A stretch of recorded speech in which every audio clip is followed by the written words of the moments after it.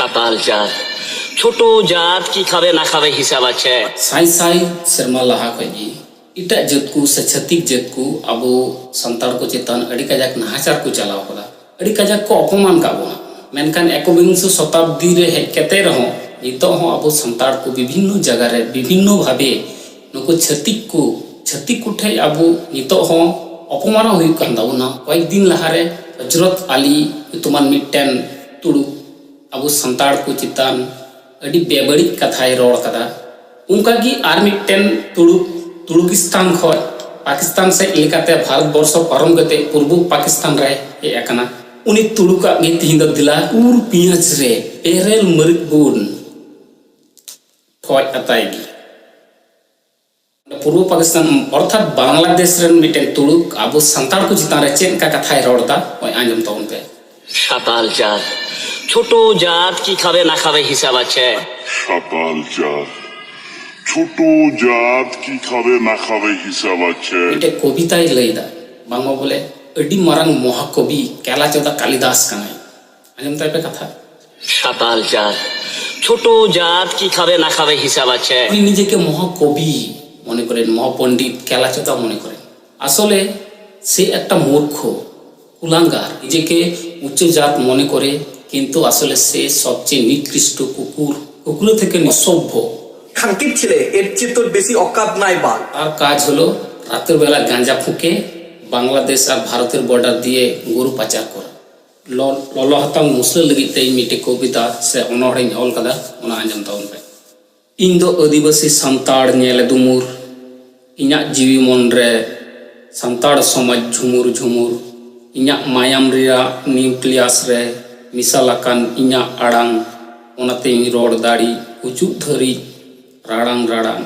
या संताड़ को पे अड़िसा को बीर बांटा को या संताड़ समाज पे अड़िसा बीर बांटा को हांडे नांडे पे जपा बाड़ाई ओकुचुकु लंड्री लिंब दिन रे हो पे बन बेसा एटा समाज एन रोहन तुलड़ गया इन्या संताड़ समाज मितन पे से आपे कुसी बीर भालो कोंका अथोड़गी रंगाकान इन मनोंका अपिया समाज में बाचोन एने एन रहो चिदा इन्या दोपे तेने इन सामांग रे इन्या समाज आलू पे हिरकवा हर सामांग रे बड़ी कथा आलू पे सोगेया बांखान दो इन्या हड़मो दो ऐकवइन सिकिड़ सिकिड़ हड़मो मायांग हेडे जो तीन खिचिड़ खिचिड़ आलांग और तूट केते लंरी धबी इन चिरपिया रनु हांडा हांडी लिका गोतका पे आलांग एकाल सेया एया आपेरेंदोन एनोफिलिस सिकनी कना इन्या हड़मो दो निंद तिंजु पटी लतार हड़मोज आना हिरोशिमा नागासाकी एटम बम लेकाया दुगुर दुगुर लांग ओटांग पिया जुदी संताड़ समाज तायम से एढेकाया एया आपेरेंदोन एनोफिलिस सिकनी कना इन्या हड़मो दो निंद तिंजु पटी लतार हड़मोज आना हिरोशिमा नागासाकी एटम बम लेकाया दुगुर दुगुर लांग ओटांग पिया जुदी संताड़ समाज तायम से बेढेकाया इन दो संताड़ समाज नेले दुमुर इन्या जीवी मन रे संताड़ समाज झुमुर झुमुर इन्या मायांग रिया न्यूक्लियस रे मिसालाकान इन्या आड़ांग उनाते गुजुक धरी इन रोड दाड़ी राड़ांग राड़ांग या संताड़ समाज पे अड़िसा कान बीर बांटाकू हांडे नांडे पे जपा बाड़ाई ओकुचुकू लंड्री लिंब दिन रे हो पे बन बेसा एटा समाज एन रहोइन दुलड़ गया इन्या संताड़ समाज हैं मितन पे से आपे खुशी बीर भालो कोंका अथोड़ी रंगा कान इनमा नोंका अपेया समाज में बाचोन एने एन रहो चिदा इन्या दोपे तेने इन सामांग रे इन्या समाज आलो पे हिरकवा और सामांग रे बड़ी कथा आलो पे सोगेया बांखान दो इन्या हड़मो दोन ऐकवा सिकिड़ सिकिड़ हड़मो मायांग हेडेजो तीन खिचिड़ खिचिड़ आलांग और तूत कते लंड्री धबी इन चिरपिया रनु हांडा हांडी लिकाइन गोत कापेया एकाल सेया एया आपेरेंदोन एनोफिलिस सिकड़ी कना इन्या हड़मो दो निंद तिजु पटी लातार हड़मोज आना हिरोशिमा नागासाकी एटम बम लेकाया दुगुर दुगुर लांग ओटांग पिया जुदी संताड़ समाज तायम से एढेकाया आसले से बांगाली जातिर उलांगार বাঙালি জাতিকে সে অপমান করতে চায়। তাকে গালি দিলে তো অফুরন্ত গালি দেওয়া যায়, কিন্তু কুকুরে যদি কামড়ে দেয়, কুকুরকে কামড়ানো কিন্তু মানুষের উচিত না। একটা শিক্ষিত মানুষ অপর এক জাতি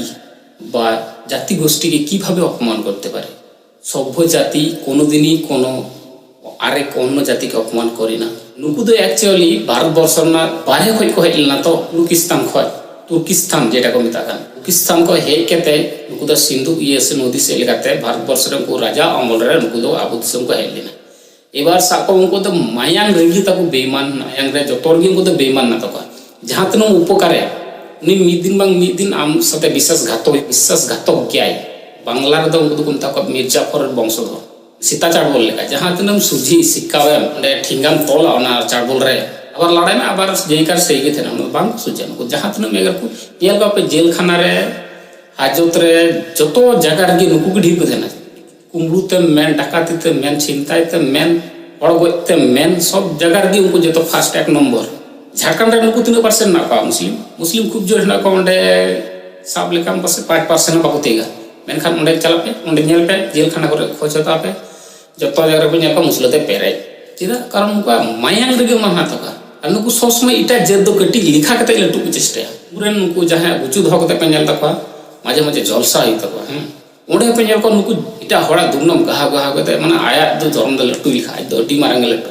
ধর্ম শিক্ষার হিংসা को चेद को शिक्षा गे हेना को मस्जिद करे पे चला ओंडे पे नेल को शिक्षा व्यवस्था गे उनकान गे तको जद गी को इनकान गया हो नि तो असल में प्लान कान तको को दो मुस्लिम और हर तो बाकु लड़ाई कना हिंदू मुस्लिम को लड़ाई कना को नेल को विभिन्न समय रे दांगा को बदा किंतु हर और मुस्लिम लड़ाई दो बांग हुई कना तो एबार नुकु दो अब को लड़ाई चुपुन लगी अब मुस्लिम से चका तपाम चुपुन ओना में प्लान कना सुतरां अडी कजा काल पे उत्तेजित तबना कारण दो नुकु दो अब जाते मुस्लिम से को लड़ाई चुपुन ओना ना प्लान कान तको বিশ্বের অন্যতম শান্তিপ্রিয় জাতি সাঁওতাল আর সেই কারণে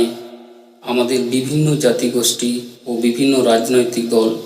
স্বার্থে ও নিঃস্বার্থে এই সৎ ও শান্তিপ্রিয় জাতি গোষ্ঠীকে অপমান ও অত্যাচার করে চলেছে। তেমনি অপার বাংলার এক মহাকবি জন্মগ্রহণ করেছেন, ওনার মুখখানি একটু দেখে নিন।